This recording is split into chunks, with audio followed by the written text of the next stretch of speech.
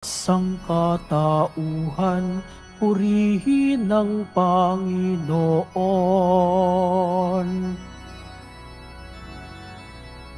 Papuri sa kaitaasan, siya'y papurihan, Diyos ng lahat. O papuri sa kaitaasan, siya'y papurihan, ngayon at magpakailanman. Sa ngalan ng Ama at ng Anak at ng Espiritu Santo, Amen. sumainyo ang Panginoon. At sumayo rin. Mga kapatid, aminin po natin ang ating mga kasalanan upang marapat tayong gumanap sa banal na pagdiriwang.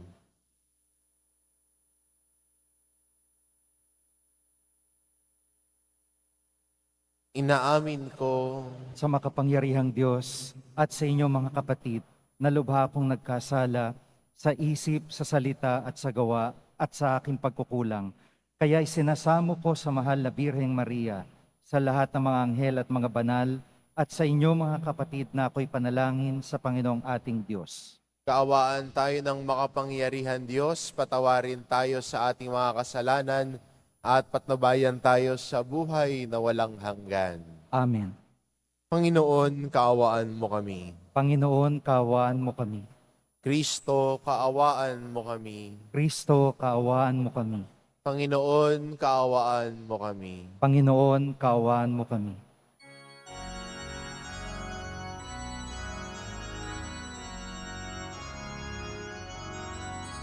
Papuri sa Diyos, papuri sa Diyos, papuri sa Diyos sa kaitaasan,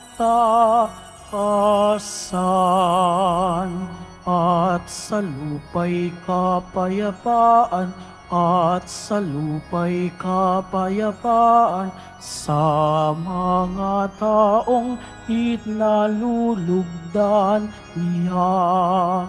Pinupuri ka namin, dinarangal ka namin, sinasamba ka namin, ipinagbubundi ka namin, pinasasalamatan ka namin, dahil sa dakila mong angking kapurihan. Panginoong Diyos, Hari ng langit, Diyos amang makapangyarihan sa lahat, Panginoong Jesucristo, bugtong na anak, Panginoong Diyos, Kordero ng Diyos, anak ng Ama. Ikaw na nag-aalis ng mga kasalanan ng sanlibutan, maawa ka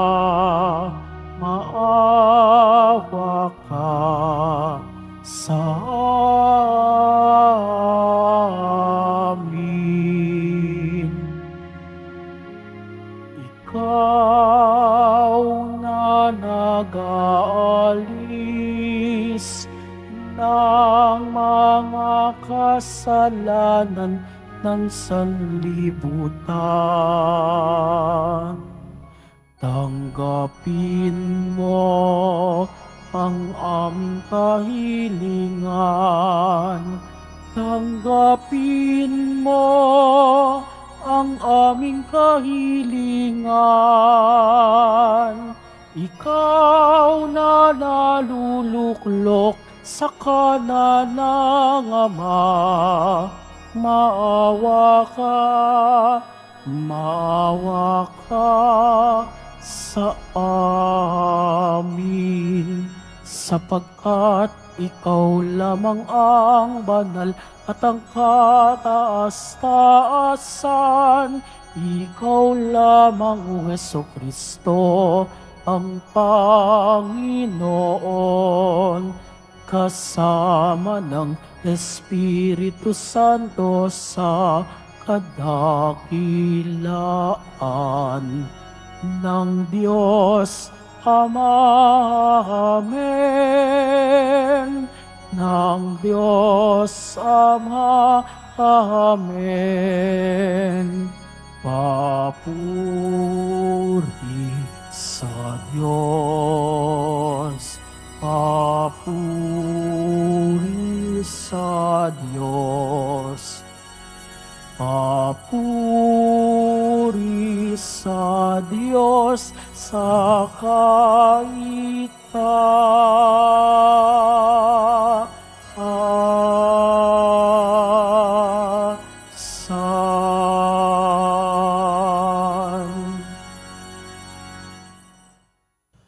Manalangin tayo. Ama naming makapangyarihan, nilingap mo ang mga walang inaasahan kundi ikaw. Hindi maidarangal at hindi magiging banal ang sinumang sa iyo'y nagpapawalay. Dagdagan mo ang iyong kagandahang loob sa amin upang sa iyong pamumuno at pangangasiwang magiliw, mapakinabangan namin ang mga biyaya mo sa lupa bilang pagkakamit na namin sa makalangit mong pagpapala. Sa pamamagitan ni Jesucristo, kasama ng Espiritu Santo, magpa sa walang hanggan. Amen. Magsiupo muna po ang lahat. Pagbasa mula sa ikalawang aklat ng mga hari. Nung panahong iyon, isang lalaking taga-Baal sa Lisa ang lumapit kay Eliseo. May dala siyang bagong aning trigo at 20 tinapay na yari sa unang ani niya ng sibada. Sinabi ni Eliseo, "Ihain niyo yan sa mga tao." Sumagot ang kanyang katulong, "Hindi ito magkakasya sa 100 tao." Inuutos niya uli, "Ihain niyo yan sa mga tao, sapagkat sinabi ng Panginoon, mabubusog sila at may matitira pa." At inihain niya nila iyon. Kumain ang lahat at nabusog, ngunit marami pang natira, tulad ng sinabi ng Panginoon. Ang salita ng Diyos. Salamat sa Diyos. Pinakain mong tunay kaming lahat o may kapal. Pinakakain mong tunay kaming lahat o may kapal. Magpupuring lahat sa iyo, o poon, ang iyong nilalang. Lahat mong nilikha ay pupurihin ka't pasasalamatan.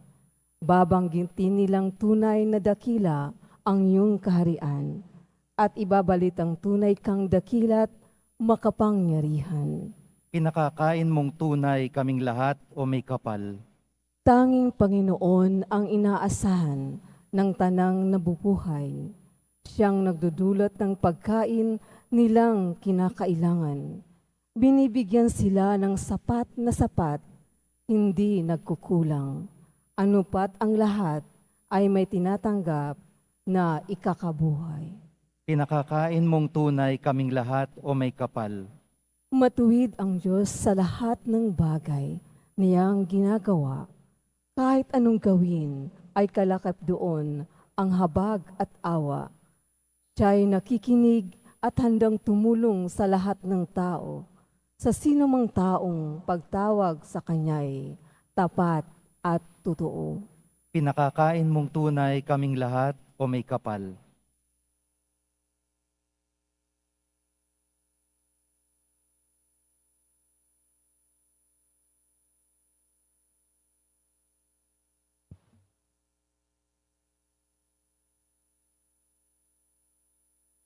Pagbasa mula sa sulat ni Apostol San Pablo sa mga taga-Efeso.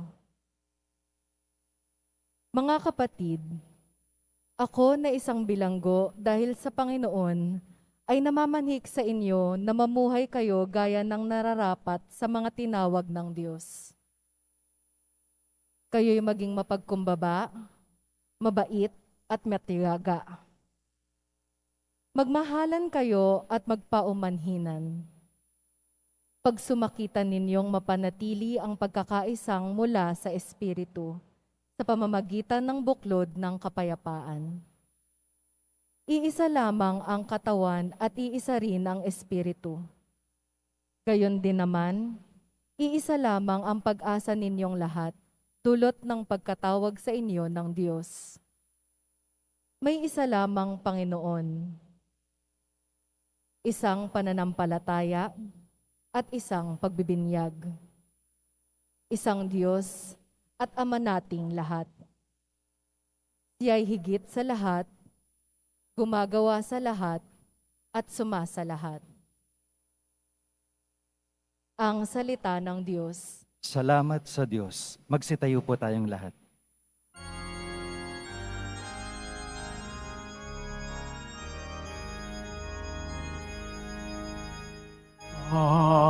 Alleluia,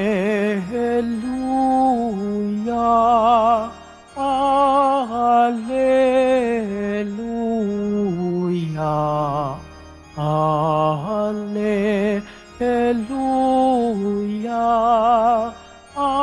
Alleluia.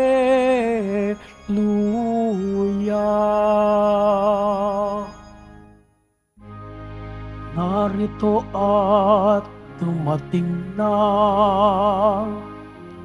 isang dakilang propeta, sugo ang Diyos sa bayan niya. Alleluia, Alleluia, Alleluia,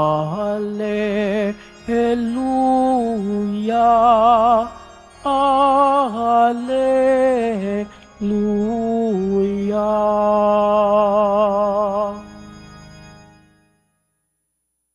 Sumainyo ang Panginoon. At sumayo rin. Ang mabuting balita ng Panginoon ayon kay San Juan. Papuri sa iyo, Panginoon. Noong panahong iyon tumawid si Jesus sa ibayo ng lawa ng Galilea na tinatawag ding lawa ng Tiberias. Sinundan siya ng napakaraming tao sapagkat nakita nila ang mga kababalaghang ginawa niya sa pagpapagaling sa mga may sakit. Umahon si Jesus sa burol kasama ang kanyang mga alagad at naupo roon. Malapit na noon ang pista ng Pasko ng mga Hudyo. Tumanaw si Jesus at nakita niyang dumarating ang napakaraming tao. Tinanong niya si Felipe, "Saan tayo bibili ng tinapay upang makakain ng mga taong ito?" Sinabi niya ito para subukin si Felipe, sapagkat alam ni Jesus ang kanyang gagawin. Sumagot si Felipe, "Kahit na po halagang 200 denaryong tinapay ang bilhin, ay di sasapat para makakain ng tigkakaunti ang mga tao." Sinabi ng isa sa kanyang mga alagad, si Andres na kapatid ni Simon Pedro, "Mayroon po rito isang batang lalaki na may dalang 5 tinapay na sebada at 2 isda. Ngunit paano na ito sa ganyang karaming tao?" "Paupuin ninyo sila," wika ni Jesus. Madamo sa lugar na yon. Umupo ang lahat. Humigit kumulang ang 5,000 ang mga lalaki. Kinuha ni Jesus ang tinapay at matapos magpasalamat sa Diyos, ay ipinamahagi sa mga tao. Gayon din ang ginawa niya sa isda. Binigyan ng lahat hanggat gusto nila. At na makakain na sila, sinabi niya sa mga alagad, Tipunin ninyo ang mga lumabis para hindi masayang. Ngayon nga ang ginawa nila. At nakapuno sila ng 12 bakol. Nang makita ng mga tao ang kababalaghang ginawa ni Jesus, sinabi nila, tunay na ito ang propetang paparito sa sanlibutan. Nahalata ni Jesus na lalapit ang mga tao at pilit siyang kukunin upang gawing hari. Kaya muli siyang umalis at mag-isa patungo sa kaburulan. Ang mabuting balita ng Panginoon. Pinupuri ka namin, Panginoong Hesukristo. Magsiupo muna po ang lahat.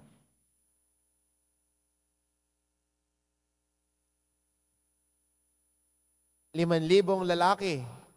Yun ho ang binigay na demographics ho ng ating ebanghelyo. Ilang lalaki ang nandoon na nakikinig kay Jesus? 5,000 daw, sabi ng ating ebanghelyo. Hindi pa ho bilang ang babae at mga bata. At tinanong ni Jesus si Felipe ng isang reality question nga naman. At tinanong niya, sa tingin mo ba, gaano karaming tinapay ang kailangan natin para mapakain ng lahat ng ito? At totoo din naman na naging sagot ni Felipe sa kanya. Kahit 200 denaryong tinapay, kulang pa. Hindi ho magkakatingay ang mga yan. Kahit tinga lamang, hindi kakayanin. Pero, minsan pwede tayong ma-overwhelm sa dami. At minsan mapapatanong tayo, kaya ba? Kakayanin ba? Minsan sa buhay natin, no?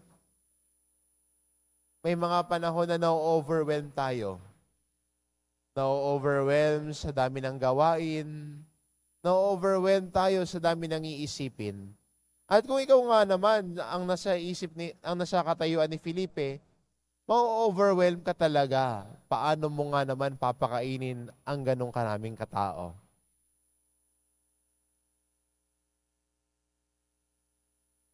Pero, maganda ring makita na sa kabila ng tila ma-overwhelm tayo sa dami.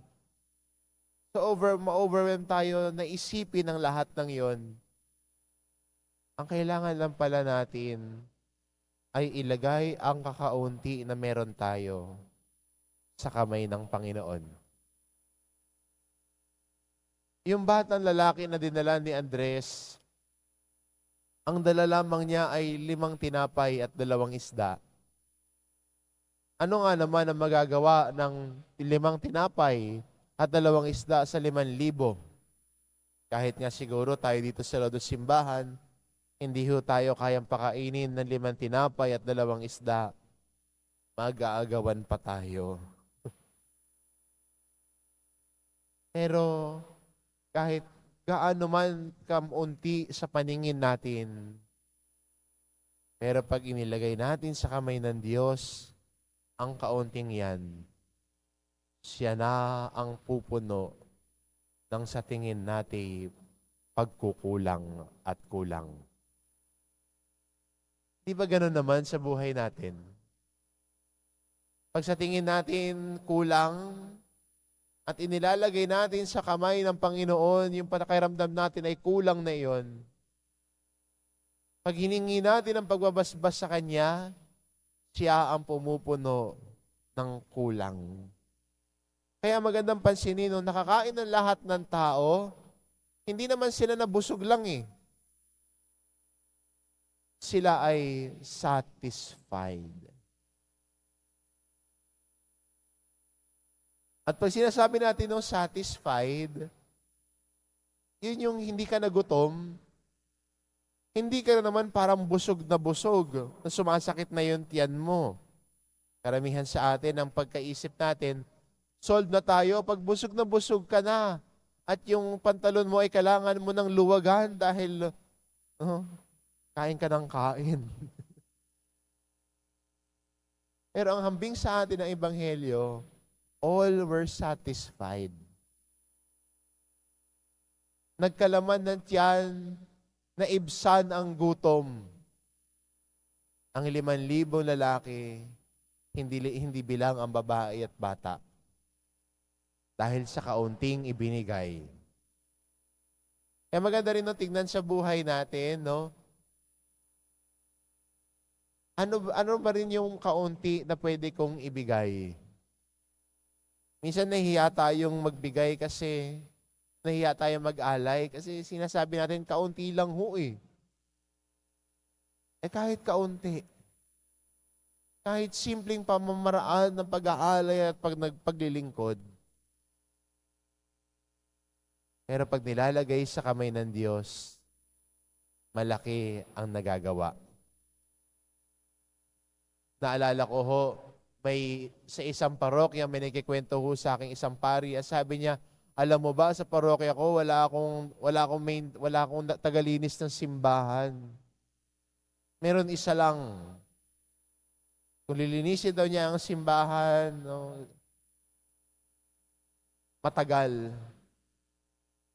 At meron daw hong isang street sweeper na lumapit sa kanya. At ang sabi niya, Father, wala po akong maibibigay. Hindi naman po kami mayaman. Street sweeper lang po ako, sabi niya. Pero Father, gusto kong tumulong sa simbahan. At sinabi nung taong ito dun sa pari, Father, pwede ho ba tuwing umaga, pupunta po ako dito at maglilinis ng simbahan. Father, yun na lang po ang bibigay ko, Father. Okay lang po ba iyon? Sabi ng pari, sige, tamang-tama ang dating mo. Mag-isa lang daw yung maintenance siya naglilinis ng simbahan at walang katulong. Kahit yung simpleng tao, kahit yung kakaunti na meron siya, ang binigay niya, yung sarili niya. Ang binigay niya, yung kakayahan niya. Tayo din magandang itanong, ano yung 5 tinapay at 2 isda na pwede mong ibigay para paglingkuran ng lahat? Ano yung kaunti na sa tingin mo'y meron ka? Pero sa totoo lang, kapag nilalagay natin sa kamay ng Diyos, it can do wonders in the lives of others. Ano yung pwedeng ilagay mo sa kamay ng Panginoon? Ano ang pwede mong ilagay at ibigay at ialay? Yan po ang imbitasyon sa ating lahat. Walang maliit sa tao nag-aalay at nagbibigay. Ikaw lang nag-iisip na maliit iyon. Kaya dahil iniisip mo maliit, ayaw mo nang gawin. Ayaw mo na magbigay. Kasi iniisip mo, baka kulang. Pero pag ang Diyos na pumapasok sa buhay natin, sa Diyos natin nilalatag ang kung ano ang meron tayo at kakayahan na meron tayo. Walang kulang sa tao nag-aalay at nagbibigay. Dahil ang Diyos ang pupuno ng sa tingin natin ay kulang. Siya ang bahala sa atin. Siya ang bahala sa ating kinabukasan. Siya ang bahala sa atin, sa ating pagyakap at pagtahak sa buhay ng paglilingkod. Kaya magandang paalala sa atin ng ating Ebanghelyo ngayon na bilang mga nagtitiwala sa Kanya, bilang nagmamahal sa ating Panginoon, kaya nating ilatag ang kaunti na meron tayo.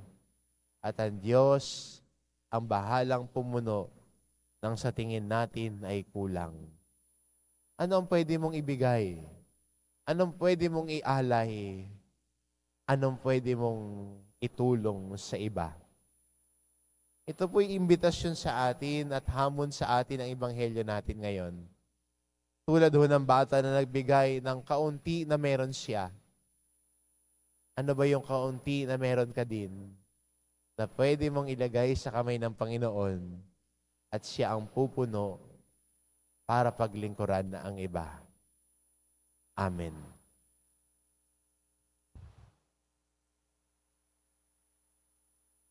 Magsitayo po ang lahat.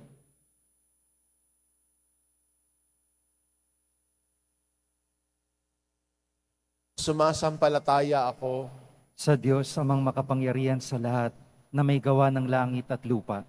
Sumasampalataya ako kay Kristo, iisang anak ng Diyos, Panginoon nating lahat.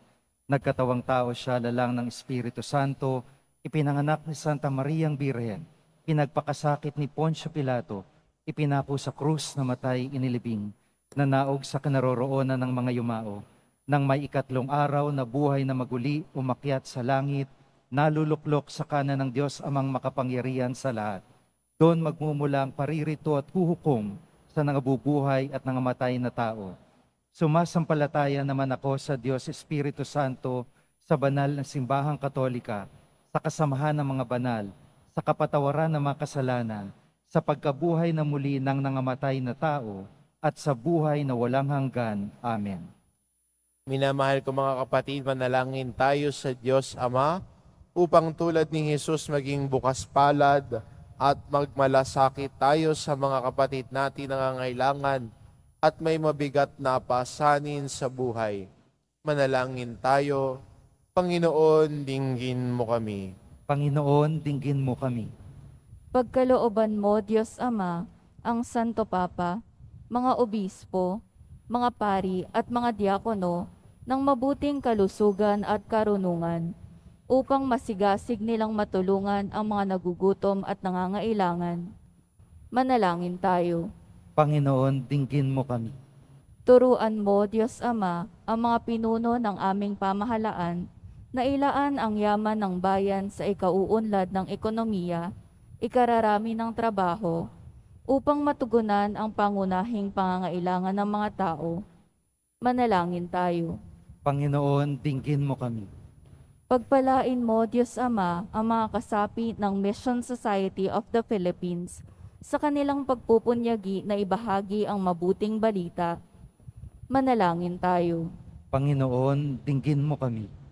Para sa lahat ng nakatatanda, lalo na ang mga lolo at lola, naway hanggang sa dapit hapon ng kanilang buhay, manatili silang tagapagpatunay sa mga pagpapahalagang Kristiyano at paninindigan na siyang matatag na sandigan ng bawat lipunan. Manalangin tayo. Panginoon, dinggin mo kami.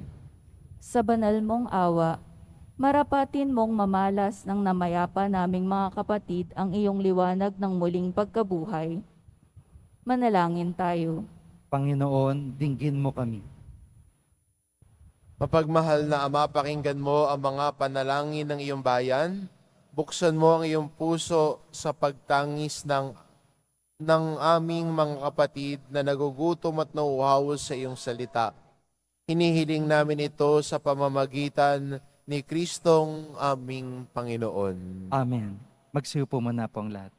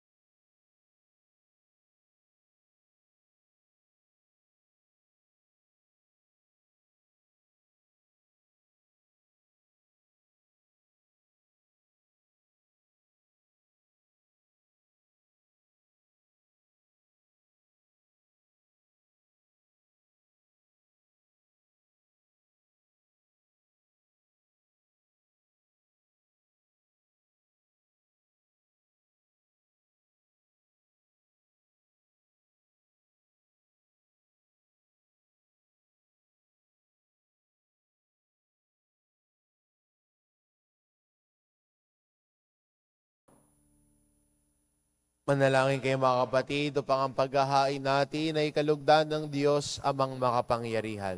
Tanggapin nawa ng Panginoon itong paghahain sa iyong mga kamay, sa kapurihan niya at karangalan, sa ating kapakinabangan at sa buong sambayanan niyang banal. Ama naming lumikha, tanggapin mo ang mga alay na sa iyo rin nagmula at ngayon aming inihahanda sa iyong dambana upang sa aming ginaganap na pagdiriwang ang iyong paglingap ay magtataguyod sa tanan at magpabanal sa aming pamumuhay sa kasalukuyan at mag-akay sa amin sa ligayang walang katapusan. Sa pamamagitan ni Hesukristo, kasama ng Espiritu Santo, magpasawalang hanggan. Amen. Sumainyo ang Panginoon. At sumayo rin. Itaas sa Diyos ang inyong puso at diwa. Itinaas na namin sa Panginoon. Pasalamatan natin ang Panginoong ating Diyos. Marapat na siya ay pasalamatan. Ama naming makapangyarihan, tunay ngang marapat na ikaw ay aming pasalamatan sa pamamagitan ni Hesukristo na aming Panginoon. Lubhang nabagbag ang kanyang loob sa pagkakamali ng tao sa sansinukob, kaya't minabuti niyang siya'y ipanganak ng birheng bukod mong pinagpala sa babaing lahat. Sa labi ng imbing kamatayan, kami ay inagaw ng namatay mong anak. Sa pagkabuhay niya, kami kanyang binuhay, upang kaugnayan namin sa iyo'y huwag magwakas. Kaya kaisa ng mga anghel na nagsisiawit ng papuri sa iyo, nang walang humpay sa kalangitan, kami nagbubunyi sa iyong kadakilaan.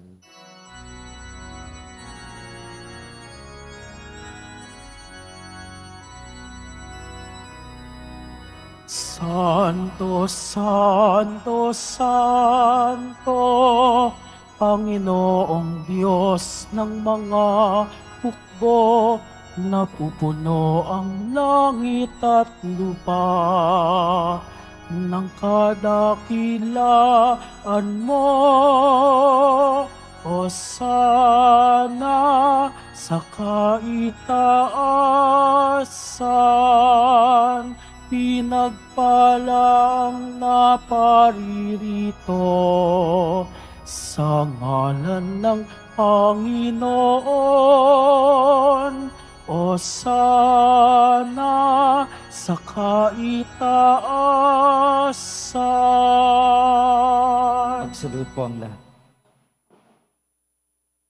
Ama naming banal, ikaw ang bukal ng tanang kabanalan, kaya't sa pamamagitan ng iyong Espiritu gawin mong banal ang kaloob na ito, upang para sa amin maging katawan at tugo ng aming Panginoong Hesukristo.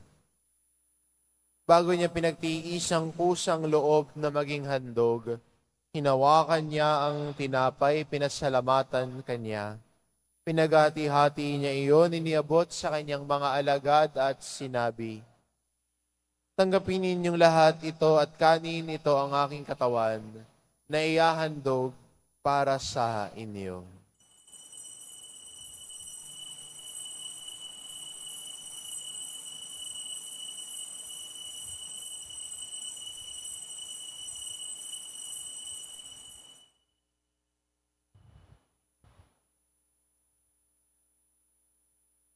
Gayon din naman na matapos ang hapunan, hinawakan niya ang kalis. Muli kanyang pinasalamatan. Iniabot niya ang kalis sa kanyang mga alagad at sinabi, "Tanggapin ninyo lahat ito at inumin. Ito ang kalis ng aking dugo, ng bago at walang hanggang tipan. Ang aking dugo na ibubuhos para sa inyo at para sa lahat, sa ikapagpapatawad ng mga kasalanan. Gawin ninyo ito sa pag-alala sa akin."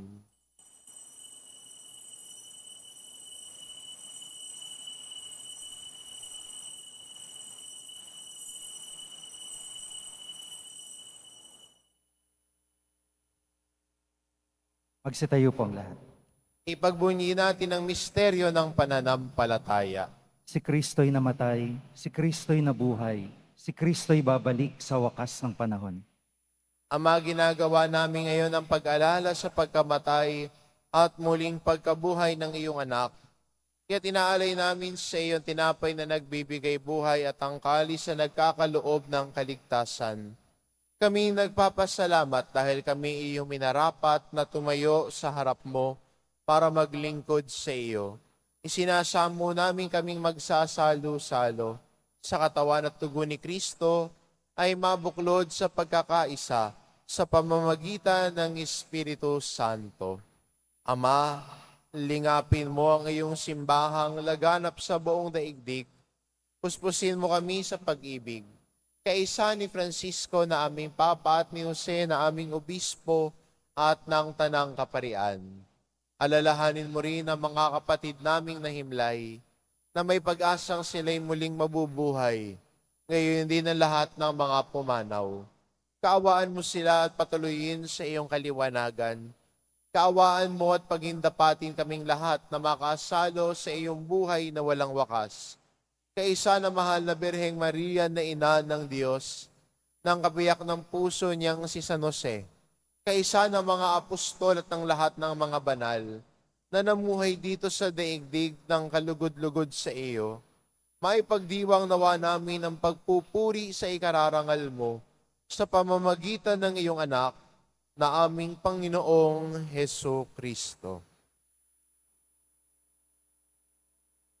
Sa pamamagitan ni Kristo kasama niya at sa Kanya, ang lahat ng parangal at papuri ay sa iyo, Diyos amang makapangyarihan, kasama ng Espiritu Santo, magpa sa walang hanggan.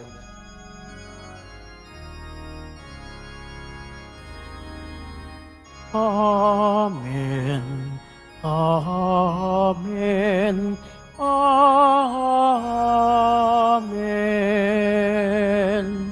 Amen.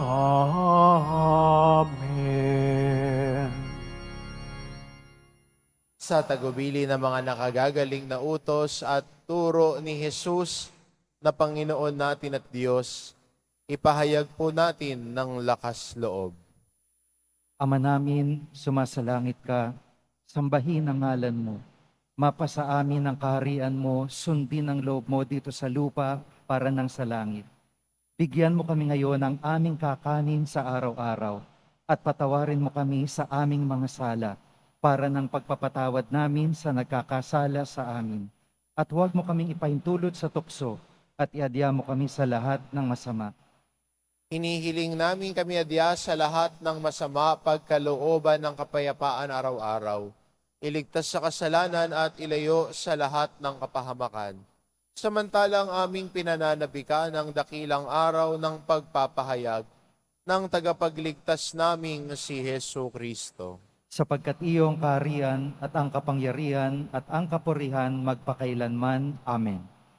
Panginoong Jesucristo, sinabi mo sa iyong mga apostol, kapayapaan ang iniiwan ko sa inyo, ang aking kapayapaan ang ibinibigay ko sa inyo. Tungayan mo ang aming pananampalataya at huwag ang aming pagkakasala. Pagkalooban mo kami ng kapayapaan at pagkakaisa ayon sa iyong kalooban, kasama ng Espiritu Santo, magpa sa walang hanggan. Amen. Ang kapayapaan ng Panginoon ay laging sumainyo. At sa mayroon. Magbigayan kayo ng kapayapaan sa isa't isa.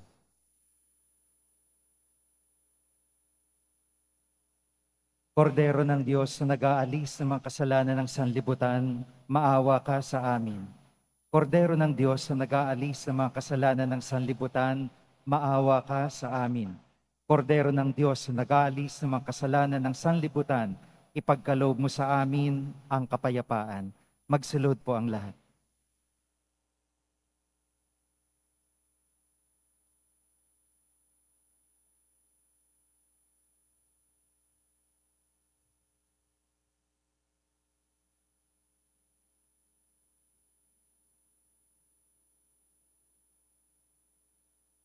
Ito ang kordero ng Diyos, ito nag-aalis ng kasalanan ng sanlibutan. Mapalad ang mga inaanyayahan sa kanyang piging. Panginoon, hindi ako karapat-dapat na magpatuloy sa iyo, ngunit sa isang salita mo lamang ay gagaling na ako.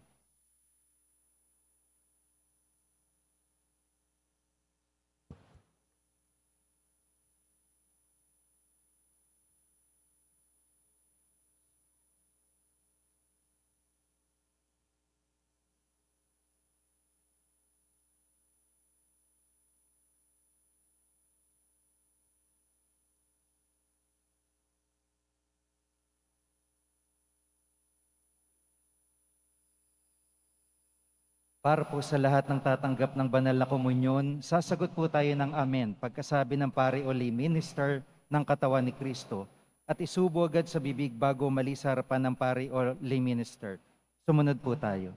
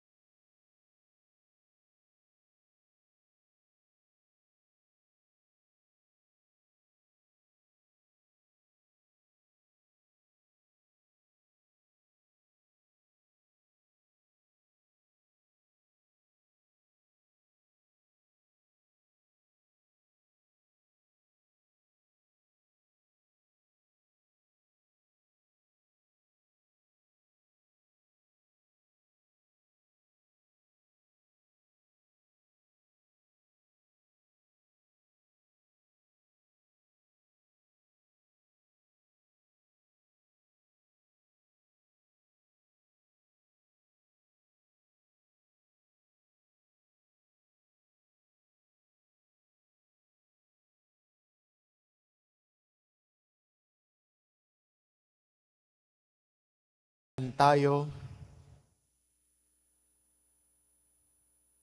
Ama naming mapagmahal, pinagsaluhan namin sa banal na pakikinabang ang alaalang walang kupas ng iyong anak na nag-alay ng sarili niyang buhay para sa aming kaligtasan. Ipagkaloob mong ito ay magdulot ng pag-unlad sa ipinamana niya sa aming pagliligtas bilang tagapamagitan kasama ng Espiritu Santo magpa sa walang hanggan. Amen. Sumainyo ang Panginoon. At sumayin. Mahal na pong Hesus Nazareno, inihayag mo sa pamamagitan ng krus ang walang maliw na pag-ibig ng Diyos sa sangkatauhan. Pakinggan mo ang kahilingan ng iyong angka na nagsusumamo sa iyo, makamtanawa nila ang iyong katugunan at tanggapin ang kasagutan ng may utang na loob na tinatanaw. Basbasan din po ninyo ang mga may daladala nilang imahen at dasalan. Sa pamamagitan ng bendisyon na ito, naway maalala nila ang mga pangako nila noon sa binyag, na ikaw ang kanilang iibigin at paglilingkuran. Bilang Panginoon, magpas sa walang hanggan. Amen. At pagpalain kayo ng ating mapagmahal na Diyos, ang Ama, at ang Anak, at ng Espiritu Santo. Amen. Humayo kayo, taglay ang kapayapaan ng poong Hesus Nazareno. Salamat sa Diyos.